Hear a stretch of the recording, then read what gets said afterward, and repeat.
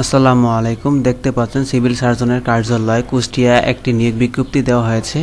এখানে কুষ্টিয়া জেলার স্থায়ী বাসিন্দাগণ আবেদন করতে পারবেন। তো আজকের ভিডিওতে আমরা দেখব কি কি পদে আবেদন করা যাবে, আবেদন করার যোগ্যতা এবং কবে আবেদন শুরু হবে বিস্তারিত। তো বন্ধুরা, ভিডিওটি শুরু করার আগে আপনাদের কাছে ছোট্ট একটি রিকোয়েস্ট, যারা আমার চ্যানেলে নতুন আসেন চ্যানেলটিকে সাবস্ক্রাইব করে বেল বাটনটি অন করে দিবেন এরকম নতুন নতুন ভিডিও প্রতিনিয়ত আপডেট পাওয়ার জন্য। তো আমরা কথা না বাড়িয়ে মূল আলোচনায় চলে যাই।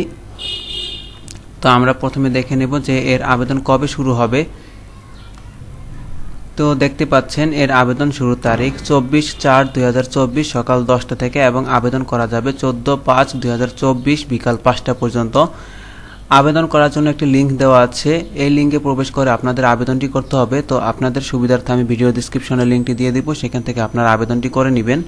তো এরপরে হচ্ছে আপনাদের একটি ছবির প্রয়োজন পড়বে এবং একটি স্বাক্ষরের প্রয়োজন পড়বে। তো ছবির সাইজ হবে 300x300 পিক্সেল এবং একটি স্বাক্ষরের প্রয়োজন পড়বে, স্বাক্ষরের সাইজ হবে 300x80 পিক্সেল। তো আমরা এখন দেখে নেব যে কি কি পদে আবেদন করা যাবে।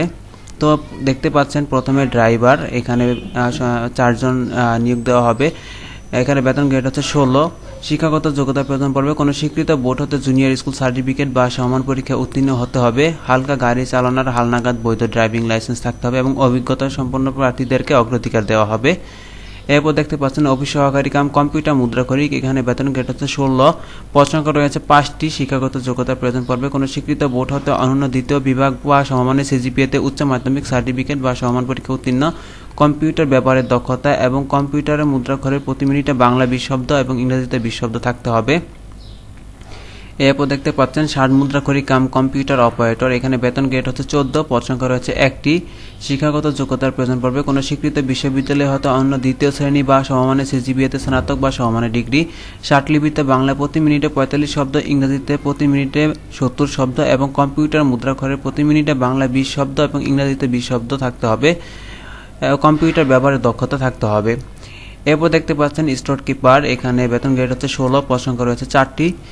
এখানে শিক্ষাগত যোগ্যতার প্রয়োজন পড়বে কোনো স্বীকৃত বোর্ড হতে উচ্চ মাধ্যমিক সার্টিফিকেট বা সমমান পরীক্ষা উত্তীর্ণ।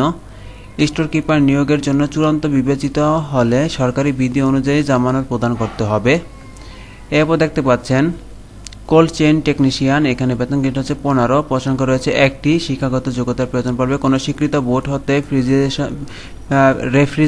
রেফ্রিজারেশন বা এয়ার কন্ডিশন ট্রেডের উচ্চ মাধ্যমিক সার্টিফিকেট বা ভোকেশনাল প্রার্থীদের পরীক্ষা উত্তীর্ণ হতে হবে। এরপর দেখতে পাচ্ছেন পরিসংখ্যানবিদ, এখানে পদ সংখ্যা রয়েছে 3টি। বেতন গ্রেড হচ্ছে 14। শিক্ষাগত যোগ্যতার প্রয়োজন পড়বে কোনো স্বীকৃত বিশ্ববিদ্যালয় হতে পরিসংখ্যান, গণিত, অর্থনীতি বিষয়ে স্নাতক বা সমমানের ডিগ্রি এবং কম্পিউটার চালানোর দক্ষতা থাকতে হবে। এরপর দেখতে পাচ্ছেন স্বাস্থ্য সহকারী, এখানে বেতন গ্রেড হচ্ছে 16। পদ সংখ্যা রয়েছে 97টি। এখানে শিক্ষাগত যোগ্যতার প্রয়োজন পড়বে কোনো স্বীকৃত বোর্ড হতে উচ্চ মাধ্যমিক সার্টিফিকেট বা সমমান পরীক্ষায় উত্তীর্ণ। তো এই ছিল পদগুলো। তো আমরা এখন দেখব যে আবেদন করার জন্য কত টাকা জমা দিতে হবে এবং কিভাবে টাকাটি জমা দিতে হবে। তো এখানে দেখতে পাচ্ছেন পরীক্ষার ফি বাবদ 13 থেকে 16 গ্রেড পর্যন্ত 200 টাকা, টেলিটক সার্ভিস চার্জ বাবদ 23 টাকা সহ মোট 223 টাকা আবেদন করার 72 ঘন্টার মধ্যে জমা দিতে হবে। এবং টাকাটি কিভাবে জমা দিবেন, তো আপনাদের প্রথমে মেসেজ অপশনে গিয়ে লিখতে হবে CSKUSHTIA লিখে স্পেস দিতে হবে, তারপর ইউজার আইডি লিখে সেন্ড করতে হবে 16322 এই নাম্বারে। এরপর আপনাদের এরকম একটি মেসেজে রিপ্লাই দেওয়া হবে। তো সেখানে আপনাদের পরবর্তী মেসেজে লিখে দিতে হবে আপনাদের CSKUSHTIA লিখে স্পেস দিতে হবে, তারপর ইয়েস লিখে আপনাদের একটি পিন নাম্বার দেওয়া হবে, সেই পিন নাম্বারটি বসিয়ে সেন্ড করতে হবে 16322 এই নাম্বারে। এরপর আপনাদেরকে একটি ইউজার আইডি এবং পাসওয়ার্ড দেওয়া হবে, সেটি আপনাদের সংরক্ষণ করে রাখতে হবে। তো এই ছিল মূল আলোচনা। তো আশা করছি আপনাদের ভিডিওটি ভালো লেগেছে।